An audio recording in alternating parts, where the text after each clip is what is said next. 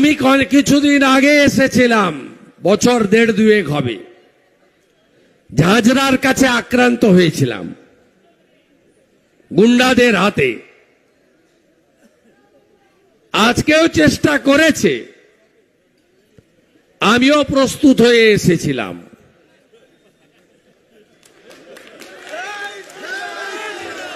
খাগড়াবাড়িতে জেহাদিরা আমাকে গাড়ি ভাঙলো, আর বারাসাতে চেষ্টা করেছিল, এমন সাইজ করে দিয়েছে বিজেপির কর্মীরা, তারপর থেকে আর নাম ধরে না রাস্তায় বেরোনোর।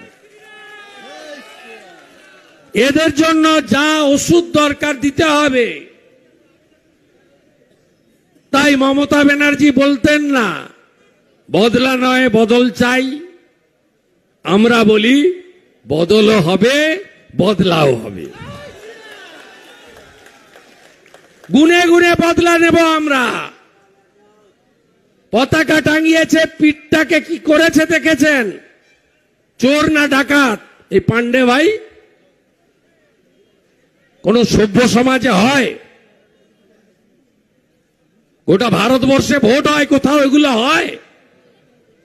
বিরোধী দলনেতা, রাজ্যের প্রধান বিরোধী দল, তার নেতা, জেলার নেতা, রাজ্যের নেতা, এমএলএ, তারা আসবেন,